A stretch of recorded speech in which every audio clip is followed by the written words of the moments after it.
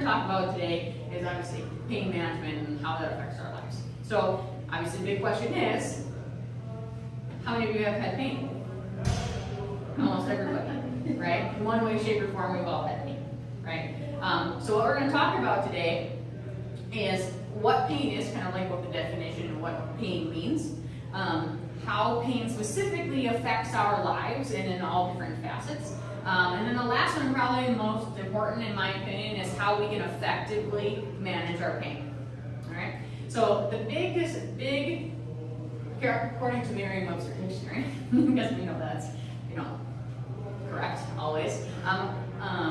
The text definition of pain can be the physical suffering or discomfort caused by illness or injury. Opposite. It can also mean an annoying or tedious person or thing. None of us would know anything about that. Right. Okay. But it also can mean that pain can cause mental or physical pain either to a person or thing.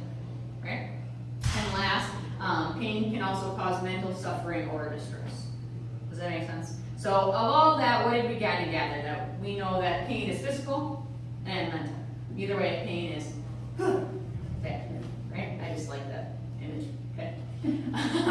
So pain, we have a couple major distinctions, right? So we have acute pain and chronic pain. Do you know the difference between those two? Kind of, sort of, a little bit. Yeah. So acute pain is what we consider short term, right? About like shorter than 3 months, or shorter than 6 months, about 3 to 6 months, right? We also consider acute pain to be incident or injury related, like a paper cut or a sprained ankle. Okay. Based on that too, we also consider acute pain to be soft tissue related, so like a sprained ankle, which is like pulled tendons and ligaments and maybe a strained muscle here or there, but overall soft tissue injury. And unfortunately, as we all know too well, that acute pain is typically sharp, severe pain, right? In contrast, if we look at chronic pain, that's a little bit more long-term. What the cutoff is, we typically think of 6 months or longer, all right? Feeding into that, we think of chronic pain as psychogenic pain. What does that mean? It means that this injury might have had an injury or an incident, right? Like our acute pain. So it might have started as a sprained ankle, but 6 months or more goes by, right? And that pain doesn't go away. The soreness doesn't go away, right? So that feeds into 6 months or more, which means the psychogenic pain is the lasting pain from an injury or incident. Does that make sense? Okay. So again, feeding off of that, we're going to take that ankle sprain. It's more than 6 months down the road. It's no longer a soft tissue injury, probably, right? We have to start looking into skeletal or nerve injury potentially. So if we didn't just sprain it, maybe we fractured it. Maybe we pinched a nerve and that's why we're feeling the numbness, right? We have to kind of look at it a little bit deeper, right? And again, as we all know too well, chronic pain is dull and lasting and not fun, okay? So, a couple things that we know about pain, right? Pain is relative. So what is painful to me might be a walk in the park to Kate, right? Similarly, what I consider pain might consider, no big thing, might be the worst thing that Kay's ever experienced, right? So pain is relative person to person, okay? So for the example, this poor fellow thinks that squatting is the worst thing that has ever happened, right? Whereas his buddy over here, I'm just gonna squat a shark and it's gonna be fine, right? So they're doing relatively the same thing, right? They're squatting or lifting a heavy weight in relativity they're lifting the same weight, but obviously one is gonna be in way more pain than the other, right? And that's all relative based on the person, okay? What we also know about pain is that pain is objective.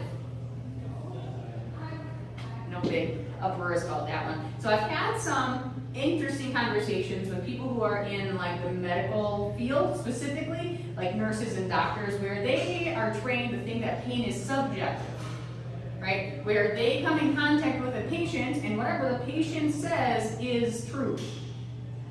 Well, us in Common Town, right, may not agree with that.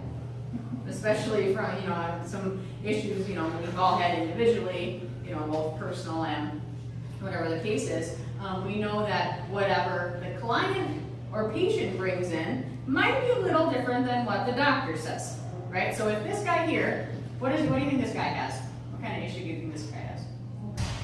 My butt hurts, I don't know.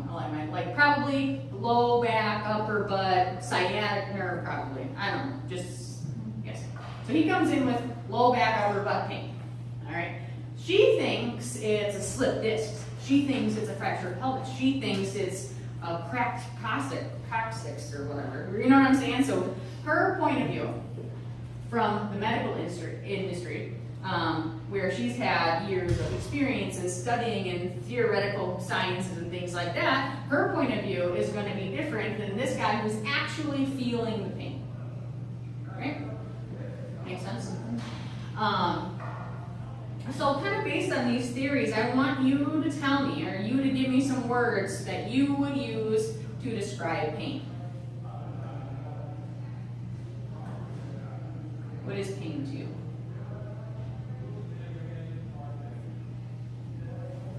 It's an annoyance. Annoyance, I love that word.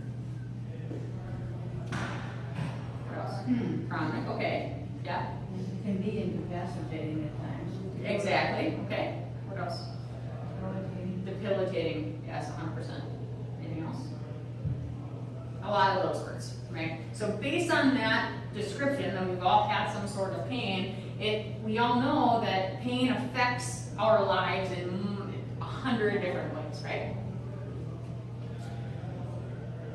Pain affects our mood. We can go from having the greatest day ever, step on a Lego, and have the worst day ever, right? Right?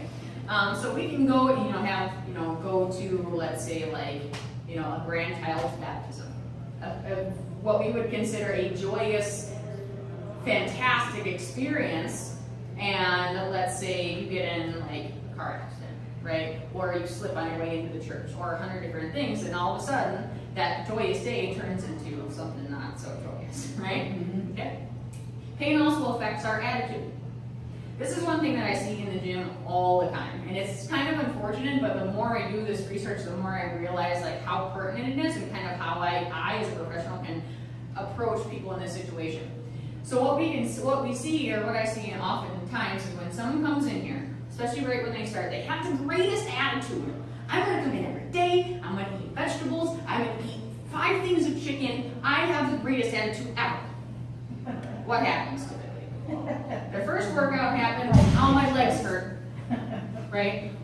First weekend goes by, I had cheesecake, I failed, right? So pain happens. Sore legs, right? Bruises on your forearm from kettlebell work, right? We've all had that, especially you two, because you guys work with me. And so something happens along the road, pain-wise, especially after a workout, or after not achieving like the nutritional goals that we've set out, which can be more of like a mental pain. Something like that happens, and all of a sudden it turns your fantastic attitude into a not great attitude. You go from a can to a can't do, which everyone knows is my least favorite word. Unlike, right? Pain also affects our willingness in general. Okay, so pain can affect our willingness to continue doing something we started, or even start something that we've always wanted to do. Right? So it might hinder our ability to continue on our workout program. It might hinder our ability to even start the workout program. Think about how many people tonight, because we have our sale going on tonight, how many people tonight have waited for years to come into the gym because they know they need to get to a healthier place, right? Because pain might be holding them back, right? 100 excuses might be holding them back, right? Because that pain is literally hindering their willingness to continue or to start. Cool? This is probably going to be one of my favorites. So obviously pain can affect our workouts. Duh. Right? It also is going to hinder our physical progress. Okay? So all that effort that we're putting into the gym is going to be stagnated by the pain that we're experiencing. Why? Probably screws up your form. You're not working as hard as you should. Okay. Yep, that is a big, huge part of it. right? So your brain is not in it because you're, in peace. You don't want to push it. You don't want to feel the pain. On like a biological level, what's happening in your body is that, let's say, for my example, when I do squats, my ankle hurts.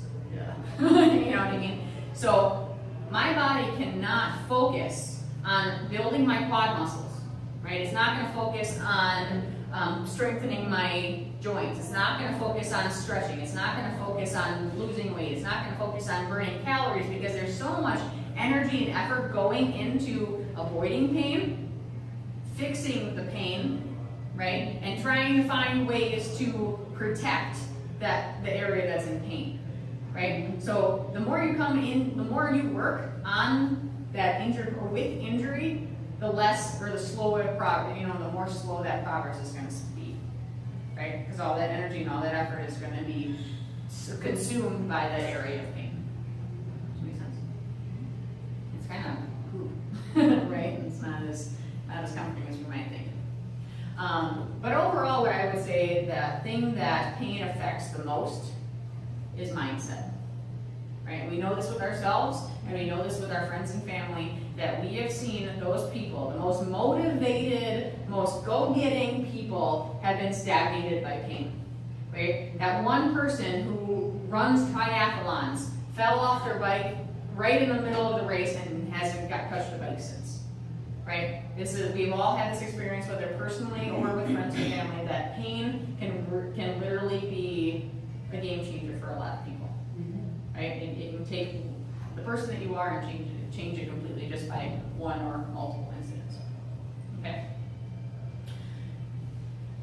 So, what do we know? There are a few things that we know about pain. We kind of touched on this already. We know that pain is in the body. Obviously, right? My ankle hurts. It's in the body. What else do we know about pain? Pain affects our brain, doesn't it?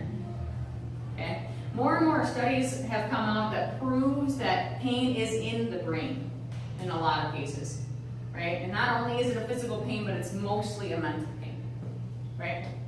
So let's break that down just a little bit. Pain is a symptom, right, that is caused to the body that affects the brain. Whittle that down a little bit more. Pain indicates that there's something wrong going in, on, and around the body, right? That's a stimulus, what we consider a noxious stimulus, okay? There's a physical reaction to that noxious stimulus that happens on your body, or in your body, right? That physical reaction it travels up to the brain in what we call a process called nociception. Nociception is a process in the brain that says something that's happening out here is potentially harmful or damaging. I need to do something about it.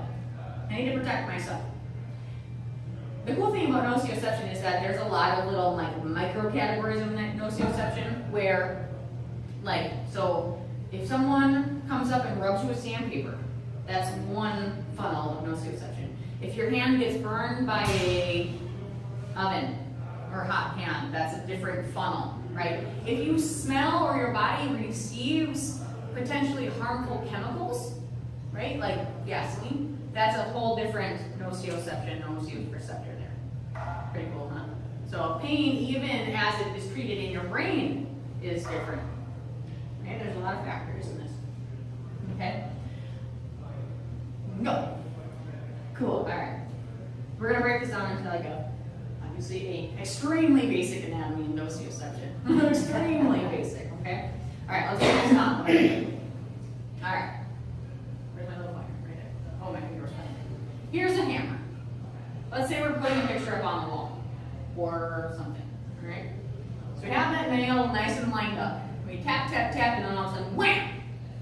All right? So the energy from the hammer hits your hand.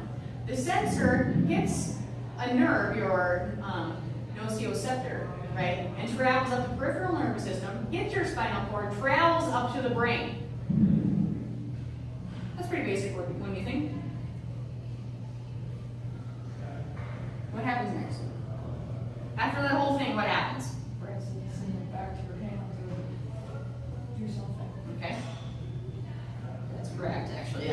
scientific term, or scientific level, that's correct. What happens? You're in the middle of hammering up a nail onto the wall, and you hit your hand. What do? You know, ouch. Okay? I do. Drop my hand. Okay. Somebody else.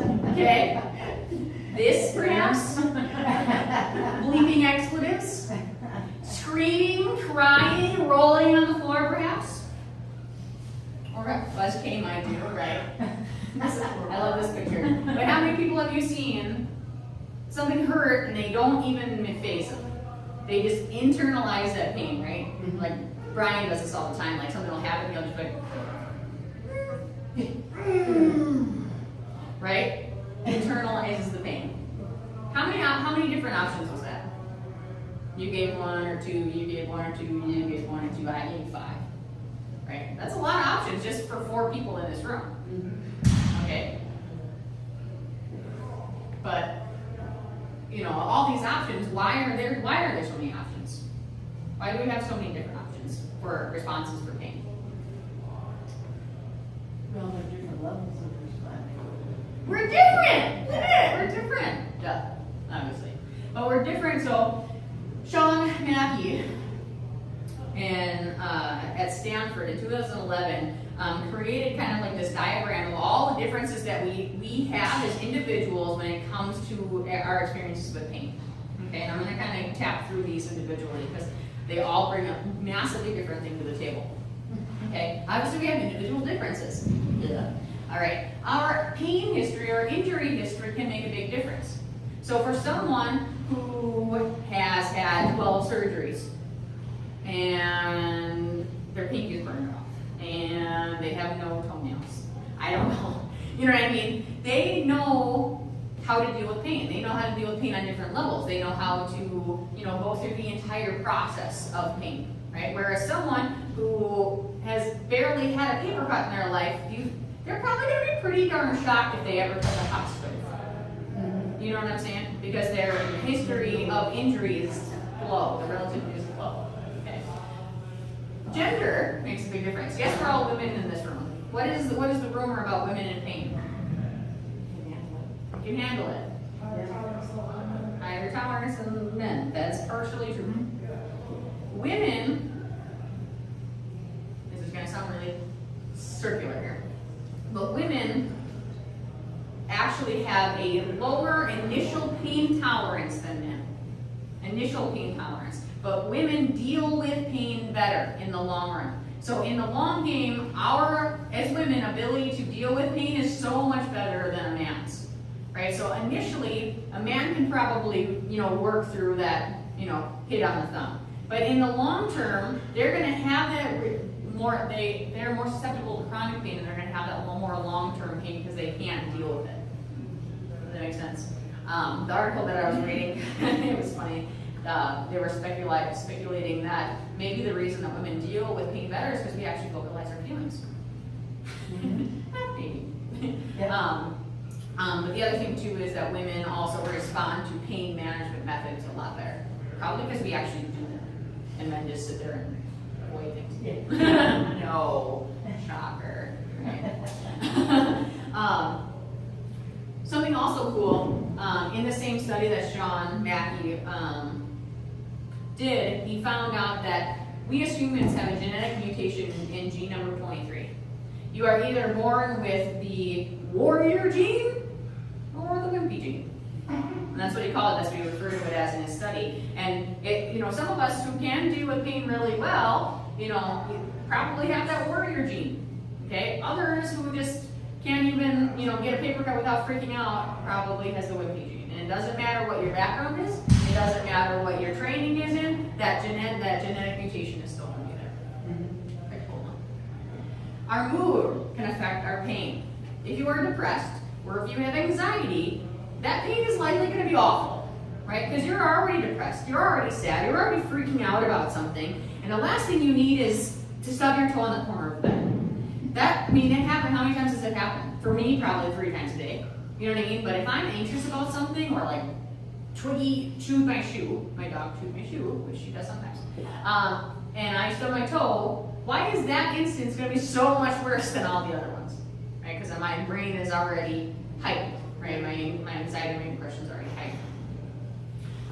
But also your emotional context or your emotional relationship with that accident or injury can have a major effect. This example is going to be a little morbid, and I apologize in advance. If you were to, like, say you're on your way to work and you get into like a fender bender, my back hurts a little bit, my shoulders hurt a little bit, my neck hurts a little bit. Nah, overall, no big deal. Okay.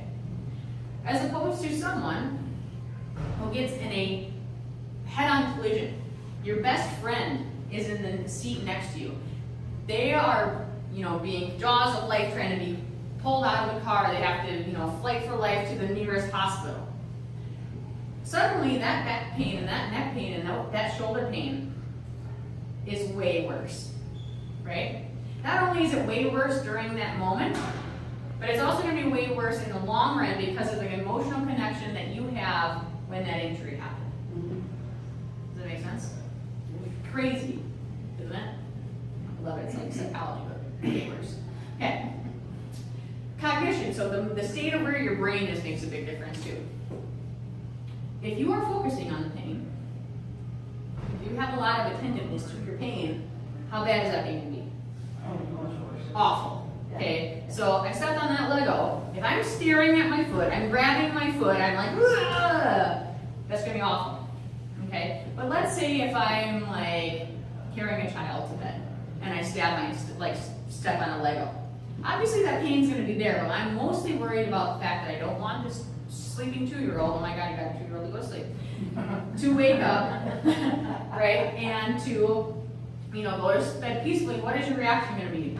Not the, oh my god, because you are going to be distracted by your pain, right? Same pain, right? Same nociceptors, same transition into your brain, but the reaction is different because of where your cognition, where your mindset, where your brain is according to that. This is my favorite. How many people know, okay, we all know someone that does this, right?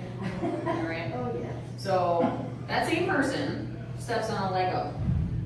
Oh my god, I'm gonna die. I'm gonna post on Facebook, I'm gonna go to the emergency room, I need stitches, I think I have a hematoma, I think I'm gonna lose my leg. Yeah. You stepped on a Lego. You know what I'm saying? So there's someone out there who's gonna catastrophize this pain. I didn't think that was a word at first, but I looked it up, it's a word. I know, I didn't know either. It's a really long word that actually means something. It's crazy. Sometimes I like to make up words.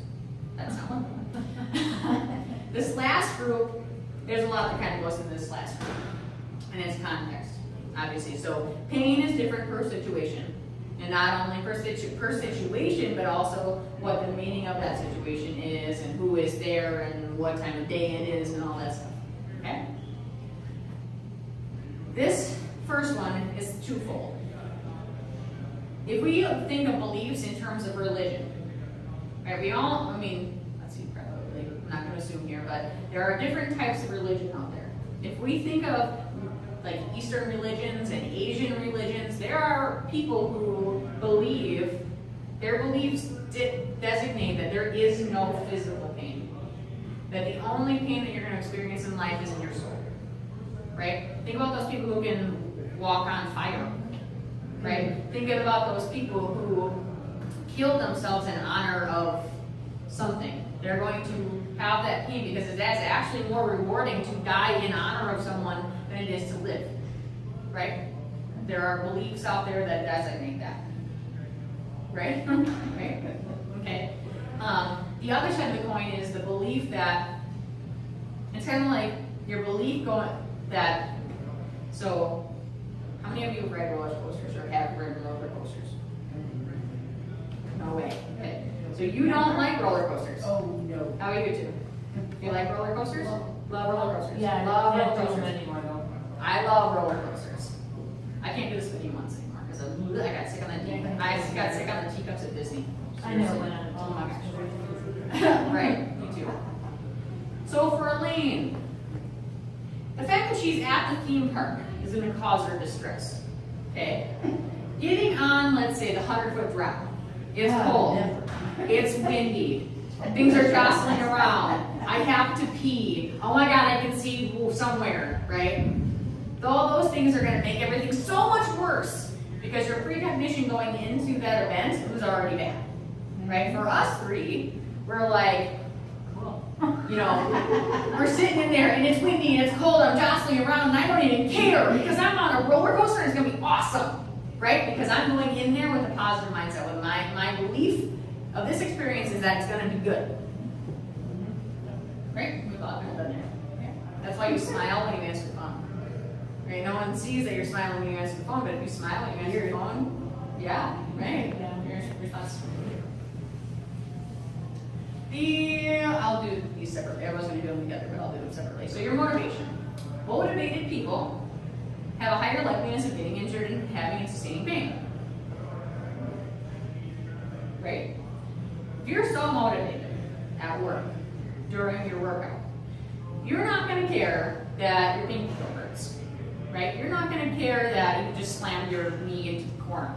Whatever. Because you're so motivated that you need to get your work done. Right? You need to get your workout in. Because that is your motivation. You need to get it done. All right? Those people will bypass their pains, their aches, their injuries to fulfill the mission. Right? So people who work out are it can be a good thing, right? But it also can be a bad thing. Today. It's not always a good thing. Right, not always good. It can be a good thing, by all means, but it sometimes cannot be. It depends. I mean, you're motivated, so you're going to push on through. But what did we talk about before? About pain in your workouts. And sometimes it can hinder your progress because your body's spending too much time and energy on that pain, like whether it's a joint or a muscle, whatever the case is. Okay. This last one is going to be my favorite. Not Sean Mackey, but a Stanford study in 2014 did a double-blind study on placebos. There's a bunch of different studies, but the three that I giggled at the most were 58% of individuals who did a mock surgery. Is that it? Underwent? That's what I said. I wasn't sure. Okay. Went through a mock or fake surgery and came out with a positive result. They felt better when they were done. It's mock surgery. So you put them under, your anesthesia, So they you thought even cut them open. Like I've had an ankle surgery, you have the incision, but nothing actually happened in your joint. Came out with a positive, right? With a positive outcome. 38% of people who experienced or went through a acupuncture session. You know what I know you know what acupuncture is. Do you know what acupuncture is? Awesome. Yeah. Awesome. Okay. Awesome. 38% of those people came out with a positive experience, even though nothing really happened. So what they did is took pencils or something, you know what I mean, and just poked around and didn't really have any direction. They just poked people, and they came out feeling better, and their pain went away, and outstanding things happened, but nothing actually happened. This last one I was kind of bummed out about, and that's going to sound a little bit morbid, but I thought the percentage would be higher. 22% of people who consumed fake medication came back with positive results. So say, my knee hurts. Here, take this pill, it's gonna help with the pain. What is a pill? Sugar pill is what we usually think I've of, seen right? that happen with people. Right? I made them. Children, right? A mental health illness. Sure. Oh, there's new medication for that. Yeah, I worked at a pharmacy, we used to do it for ADD kids. When parents don't want to put them on ADD medication, you put them a couple weeks on the medication, a couple weeks on the placebo, and then you get their unbiased. And in that case, most of the people actually fare better on the medication, but you didn't know you were. Yep. That's the same thing. Yep. Yeah, it's really more, in my opinion, it's more or less like the power of suggestion. You know what I'm saying? We're going to kind of get into this topic a little bit later too, and about the power of reassurance too. We're going to get back to that. So we have all of these different varieties of pain, and different sources of pain, and different situations of pain. So because pain is so complex and so in-depth, we obviously have to have a way to assess pain that's also as equally sophisticated, right? Not. How do we use this? Can someone explain to me how this works? Well, they used to have you rate your pain on a scale of 1 to 10, and they found out that that was not very accurate because everyone's pain tolerance is different, so somebody's 2 is really somebody else's 8. So what they did was they came up with these little, this is actually more accurate because it now takes the number and it maps it to a feeling. Okay. But why doesn't it work? Well, because when you're reporting your pain, it's subjective. Right. But also when you're reporting your pain, you are reporting your pain as subjective. What else is the other half of the coin? Well, the doctor just assumes you're telling the truth. Or not. Right? I've been there 100 times. Obviously, this person coming in here with a headache, it doesn't have a headache. I know what this is. It's actually better to use terms like sharp stabbing pain, dull ache, throbbing. Adjectives are actually much more helpful.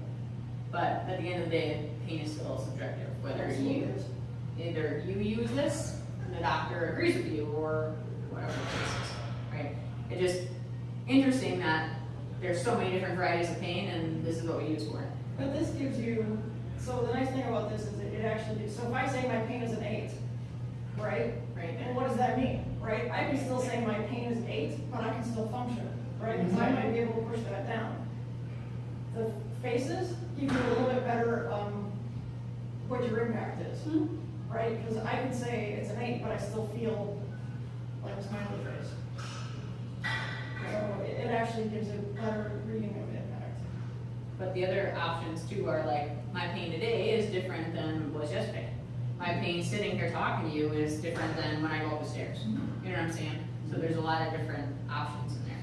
So the question comes down to it too, is that why, are we essentially using something like this or something as facts, or how can we possibly use something like this? And it comes down to the fact that we're treating the masses, right? The majority of people, that's how we're treating that type of thing, right? More or less. The pain industry is a $600 billion industry. That's how much it affects our economy every year, because we are treating the masses. Did you know that Americans consume 90% of all Vicodin prescriptions and 80% of all opiate prescriptions in the world? In the world. Right? So not only is this money, going to prescriptions and medications, right, and research and medical bills and doctor bills and things like that, but this also, because again, this affects our economy. This is a number based on how much it consumes our economy. Granted, the study was done in 2010, so can you imagine how much that number is now? Yeah. Right? It also takes into effect loss of work, loss of wages, loss of productivity, all based on pain. Another side study too also proves that Americans get less time off, right? So we don't have as many holidays and blah, blah, blah. But conversely to that is that we also take more time off because of pain. So it's like one of those things, like if we had more time off, would we take it to actually take care of ourselves, or, you know what I'm saying? So it's like that's an interesting correlation, is that, if we had more days off, like say Germany only works like 4 days a week, or has like, 3 days off a month, I'm not sure what they have. Right. Most of your kids will know. Right, that's fantastic. We have all those options. So how can we effectively deal with pain without feeding this beast? We have lots of options, I think. I should have transitioned that way earlier. So we need to embrace pain. That's why I did that. Okay? Without feeding the beast, right? Without feeding this giant of the pain industry. So here are a few options. And obviously, I have a little bit of a disclaimer. Because everyone experiences pain differently, everyone's method of pain management is also going to be different. Okay? From person to person, Kay and I might both do acupuncture. Kay thinks acupuncture is the greatest thing that's ever existed. I might go through 12 acupuncture sessions and not feel a thing, not feel any changes, not feel any different. Right? Everyone's pain management is going to be different. There's not one method that for sure always works for every person, because we are all different. All of our experiences are different, right? So these are only a few examples of different ways to overcome pain, right?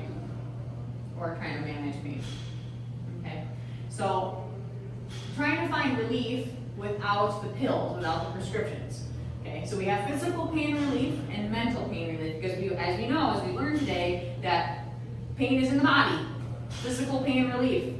Pain is also in the brain, right? So a lot of this kind of works hand in hand. Okay. So some examples of physical relief could be physical therapy. And yes, you could go to Aurora, you could go to Freighter, and you can go to ATI and get physical therapy. But we also know physical therapy also includes just doing like maintenance stretches and things like that. So we've all been through physical therapy at one point in our lives. So if we were to continue doing those physical therapy exercises on our own, right, it could maintain and or stagnate that pain. That's the one thing I've learned with physical therapy. Once physical therapy is done, physical therapy is not done. Just because you don't meet with physical therapists anymore doesn't mean you stop doing physical therapy work. Right? We don't want that. Right. Okay. Massage. Obviously there's different methods of massage, whether it's Swedish or therapeutic or deep tissue or site sensitive or myofascial release. There's lots of different varieties of massage. Okay, chiropractic, similar types of thing. Chiropractic has always got a bad rap. You know what I mean? Because, I'm not going to go to that bone cracker, they don't know anything about my body. The cool thing about chiropractic nowadays is they're starting to morph a little bit more into the softer sciences, right? So a lot of chiropractors are doing like the myofascial release, like we talked about in the massage, right? They're actually starting to do more soft tissue work because what do we know about the body? We know that the bones hold up the body, okay? And we go to a chiropractor to manipulate the bones. But the one thing that manipulates the bones better than a human hand, muscles. Muscles can move bones in better ways than anybody could even try, right? And so what chiropractors are doing nowadays is starting to dive into a little bit more of those soft tissue studies and actually starting to manipulate the muscles that are causing the impingements and the rotations and stuff like that. Does that make sense? Because we all know, we have movers, things that move in our body, and then the protagonists and antagonists, right? If I move my bicep, my tricep is the one slowing it down. If I contract my tricep, my bicep's the one that's slowing it down. Okay? But if I have the head of my humerus is rotated forward, right? So say I'm tight in the front, what does that mean? If I'm tight in the front, that also means that I'm loose or weak in the back.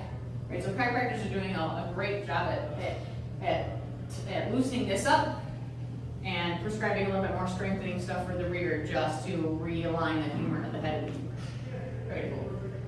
You have to do a little bit of research and ask your chiropractor that. It's not all chiropractors do it, but a lot more younger ones are doing that. Acupuncture or cupping. Cupping is awesome. Cupping is awesome. It hurts. Kay comes into our session and she's like, "You want to see something cool?" I was like, "Oh yeah, sure." Duh. She turns around and pulls up her shirt and there's those cupping marks that we saw in the Olympics. It's pretty cool. It feels really weird, but it helps. And the cool thing with acupuncture is that it does stimulate a lot of those pain receptors and release a lot of those nerve endings that cause tightness and knots and discomfort and stuff like It that. actually feels like you're getting, if they do it right and they hit the spot, it actually feels like you get an electric shock. Because of that impulse that's happening in the body. Yeah, it's kind of cool. I remember when I first started doing that, I started becoming popular. Not when I first started doing that, I'm kind of old. But we had an anesthesiologist that I worked with that was from China. And he could do acupuncture, and I think he finally opened a practice to do acupuncture. And people were afraid of it. Right. They were very, very afraid. Well, because they can release the muscle or debilitate you, paralyze you. Yeah, exactly. But it's, more and more, it's gotten, people aren't as afraid of it. Yeah, which is cool. I mean, obviously trial and error. So, it's definitely a cool new wave in pain management, that's for sure. Exercise. Oh my goodness gracious. These next two are actually, if I would have done a Venn diagram, and a lot of people, and myself included, consider exercise to be more of like a mental relief. You know what I'm saying? It allows you to kind of clear your brain as you're doing physical activity because your exertion is in the body and not as much in the brain. You know what I'm saying? It's both exercise also releases receptors. Endorphins, right? Yeah. Yep. And half the people don't kill their husbands. Legally blonde, in case anybody wanted to know that reference. As well as the next one, laughing, right? Or being in a situation that you find is humorous, like watching a movie or watching my husband, Brian, do like dishes or something. It's like, oh my God, what are you doing? You know, it's humorous to me because that really happens. Okay, so transitioning into the mental side, like I said, like exercise and laughing, in my opinion, are in kind of both categories. I should have done a Venn diagram or why did it? Mental relief, meditation. Meditation doesn't necessarily mean sitting on the floor with your legs crossed with your palms up in the air, making sure that your energy circle is complete. Anybody who's ever done yoga, right? Meditation can simply mean that you're taking a moment to yourself, clearing your mind in a space that you feel comfortable and relaxed without distraction or disturbances. Okay? So some people consider meditation like napping. Some people consider meditation sitting in their office with the lights off, right? No, everyone thinks, as long as you're, you take that moment to regroup, right? That's all meditation really means. Okay. Controlled breathing. This is also a fantastic method for anger management, right? So what kind of methods do we use? My acupuncturist has me do, you basically speak whatever is, like you're stressed, I'm tired, I'm angry, I'm in pain. You push it all out. And because once you vocalize it, it's out there. And then you breathe in for 2, out for 2, in for 2, out for 2, in for 4, out for 4.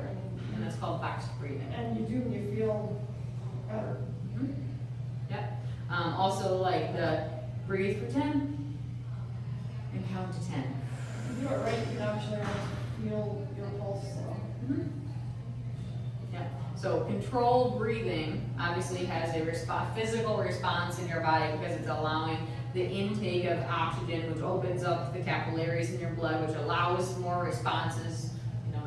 It actually happens, physical response in your body, but it also allows you time to clear your brain because you're focusing so hard on the physical abilities of your body intaking or exhaling that much, that much work. It's amazing when you watch a woman having a baby. Right. I mean, let's face it, that's not the easiest thing in the world to do. I don't know. But probably the most, The breathing. right, worse pain, but breathing helps, right? Yeah, right. I use that as my litmus test. So the dentist says, do you want Novocaine? I said, is it going to hurt more or less than childbirth? And he says less. Can't beat that. That's fine. Little scale. I like it. If it hurts less, I think I can take it. Yeah, right. Distraction, we kind of talked about, we hit this point a little bit earlier, right? If you are distracted from the pain, or find a distraction, whether it's coloring, which we'll hit this point in a second, watching a movie, right? Reading a book, sweeping the floor, whatever your distraction is from whatever, like if you're at work and your coworker's driving you nuts, so what can you do otherwise, right? Go clean the bathroom. I've raised 3 kids. That's what I'm on, right? Right, something, right? Distract yourself. This one I have a lot of my clients do, and so it's having that mantra, that chant, that prayer, that saying, that quote that drives you. Okay, so for those of us who are a little bit more religious in the room, probably have that one Bible verse that is just in our head that whenever times get tough, we revisit it. Okay, I have a quote that I started saying when I was like in 5th or 6th grade, where never say you can't when you really mean you won't, when you really know you can. That is the quote that I kind of like say to myself. That's the reason why the word can't is not allowed in my dictionary. Okay, because of something I experienced in like 5th or 6th grade. You know what I'm saying? And it's the one thing that you can always go back to that can calm yourself, that can bring you back to your purpose, that can reestablish that drive and keep you going. Right? And so whether that's a personal mantra or a little chant that you can say to yourself, whether it's, you can do it, you can do it, you can do it, or like, Never say never. Never say never, right? Never say die. And then, 100 different things that you can, whatever the experience is. It could be like, you know, donuts, donuts, donuts, donuts, donuts, whatever that means, you know what I'm saying? Everyone's gonna be a little bit different when it comes to that. As long as it's your driving force, it is in the back of your mind at all times. You can pull out of the cobwebs and pull you forward. That's what I love. Art or creative expression, again, coloring. A huge study recently, as everyone's probably seen, the adult coloring books. Crack me up. Does anybody have one? Yes. Have an adult coloring book? An adult coloring book. Yes, Like a real one. yeah. Okay. Yours probably is different than mine. Mine says bullshit in it, and then you can color Mine flowers has all around the it. verses and all the Google Okay. art. So it's like a religious one. Either way. So adult coloring books where adults can color, because huge studies come out that, you know, having a little bit more creative expression can not only calm you down, but also refocus and re-energize your brain and your body. Same thing with painting, right? Same thing with writing. They say journaling is one of the #1 ways to overcome pain and stress anxiety. And that's been a known thing since I was in school. Yeah, even before that. Right, right. I was like, I'm not sure what the timeline for that is, but my reference is that. I used to go out and down and get me a book to work on, give me some hand stitching. Creative expression. Yep. Relaxation. They, when I was in high school, there was a couple kids who would like draw on themselves. I draw on myself for notes, but you know, but there was a kid that would draw on themselves. You know what I mean? And they would feel like anxious in that class, or they would feel like they were insufficient or didn't know as much or whatever, inadequate during that class. So they would draw on themselves in order to relieve some of that anxiety in that class. Something that, you know, wasn't really brought to attention until obviously later, but kind of an interesting thing. Doodling with that paper. Pretty much, right. That's actually how this tattoo came, because I was doodling on myself. Anyway, this one also is one of my favorites too, something I admittedly don't do 100% well at, but positive thinking and reassurance. The cool thing about pain, as we found out in our placebo example, is that pain is subject to influence, right? Okay, so if for a placebo, if I tell you that this pain is going to make all your pains go, if this pill is going to make all your pains go away, you're one, you're going to take it. 2, something's going to get better. This is because I have faith in you that you are going to get better because this is, right? So, and we'll get to this in a second. But something cool that's happening a lot more in this medical industry is that, you know, hey, someone comes in with a sprained ankle. Yeah, you have a sprained ankle, and yeah, you're going to be out for 6 to 8 weeks, and yeah, you're not going to be able to finish out the basketball season. But you know what? It's not broken. But you know what? You're going to be able to walk again. You know what? When you get better, when you get out of this, your ankle's going to be so much stronger. That power of reassurance not only helps the recovery process, but it helps the pain during the process. Right? Positive thinking, reassurance. Huge. The other thing that, so I've had tons of injuries in my life. I've been playing sports since I was 5, right? So rolled ankles and sprained fingers and, you know, knocked in the noggin and concussions and 100 different things, right? But with this latest injury, with my ankle injury, what I found that helped the most is kind of a little bit of research and what really, like, why am I having pain? You know what I mean? I've never had this long term of pain before, okay? And so this book, Think Away Your Pain, really gives an awesome perspective on how brain influences pain and your body function and your pain receptors and things like that, right? Same thing with, you know, if you think about how you get like tension headaches, obviously your tension headaches is causing knots in your shoulders. Well, how does this affect knots if there? You know what I'm saying? And there's a cool relationship, and he gives great examples of that. But the other one that is probably more of a world-known book, people like Howard Stern and people like, I forget the other example off the top of my head, who, you know, are pretty, you know, big names out in the media, have had relief, pain relief, by reading this book, Mind Body Prescription, Healing the Body, Healing the Pain, because of the brain body connection. And this one specifically has a lot of exercises, mental exercises that you can go through that allows you to kind of like open up your brain and rechannel a lot of those energy pathways through your body. So one excerpt that I love about this one, and it's all over the internet, is that he states in his book that unconscious fear and anger causes psychological changes that affect your physical symptoms and then therefore have psychological and social factors which add to the symptoms, creating a full-blown syndrome that practically rules your life, aka pain. Right? One of the studies that I was reading has this example of this woman, and I think I told you about this. This woman who comes into the doctor, complains about knee pain. Doctor asks, "What's the problem? What kind of pain are you having? What kind of pain are you having?" Right? And she probably looks at that 1 to 10 scale or something like that, right? And she's like, "Well, the pain's here." "Well, where else do you feel?" "Well, actually, I kind of feel pain here." Okay, well, goes to the process. Well, we know, most of us know that knee pain isn't usually knee pain, it's usually hip or ankle pain. Or, well, it makes sense that you also have pain in your ankle because of X, Y, and Z. She's like, "You know what, but I also kind of feel pain here."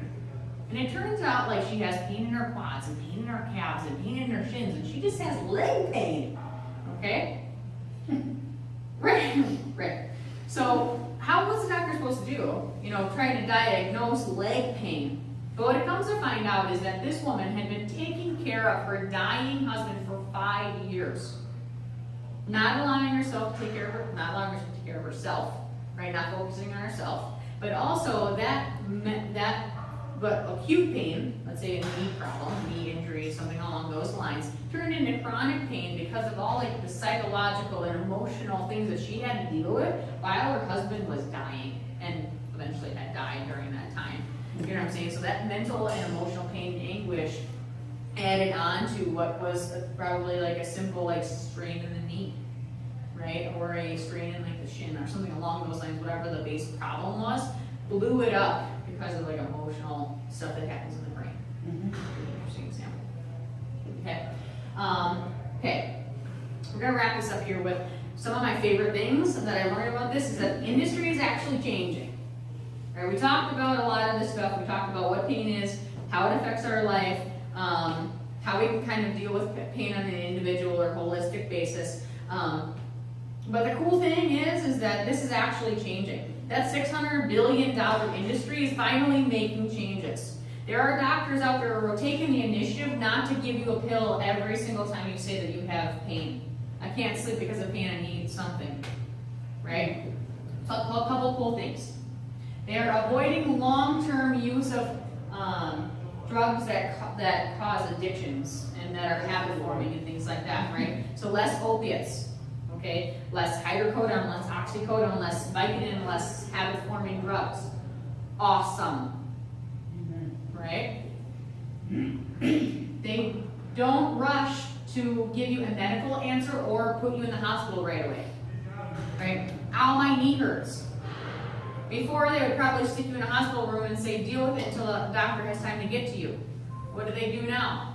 Right? Unfortunately, it's a little frustrating, especially in my case. My ankle hurts, I need something done with it, but they sent me through a lot of other methods in order to avoid hospitalization or a medical answer immediately.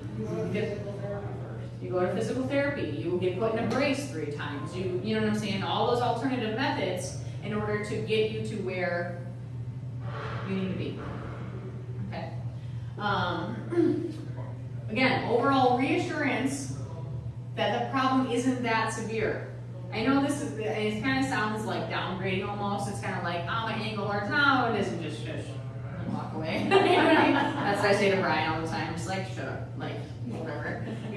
But the reassurance that sprained ankle isn't broken, right? That, yeah, you might be out for this season, but think about how much better you're going to be next season. That positive thinking and reassurance is something that, as an industry, they're pushing forward to do, which is fantastic. This last one is what I think is super cool, too, is they're driving in deeper into the patient history so they don't rush into imaging or testing, right? So I'm going to sit here and talk to you about what's your life? What do you do? So I know your mom, I know how, you know what I mean? your husband's a pain in the ass, like all those things. Like, now I'm gonna know a little bit more about you, so when I start to diagnose your pain, I can have something to relate to it, because that's gonna benefit the whole process in the long run versus going straight to an MRI or straight to an X-ray or things like that. Because what did we just find out? That ankle sprain might not be an ankle, I mean, it's gonna be more than that ankle sprain. It's gonna be related to the anxiety and distress that you're having in your life, right? And how we can convert that chronic pain and whittle it down back into something a little bit more manageable. Cool. So, what did we learn today? Nothing? Lots of good, oh Jesus. Okay. We learned that pain is in the body and it's in the brain. Right? I like this one. Pain is in the body and it's in the brain. Not a good one. We also know that everyone is affected by pain. In some way, shape, or form, mental, physical, emotional pain, and everyone's affected by pain. However, everyone deals with pain in different ways. And also that pain typically isn't managed similarly across the board. What works for me doesn't work for you. What works for 10 people might not work for Sally Joe. Whatever that means. Right?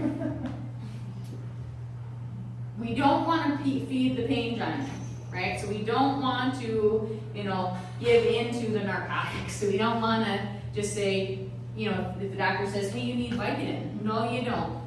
You know better than that. Right? We don't need a prescription of oxycodone. We don't need to be in, hospitalized for 5 more days just because you want to pop me with more pain meds. Okay, we don't feed the beast. Okay. But the greatest thing is that the industry as a whole is changing for the better. We are finally making strides outside of the narcotics, outside of the Vicodin, outside of all those pills and prescriptions, and finally making changes where changes need to be made. Actually solving the issue of pain instead of trying to cover it up.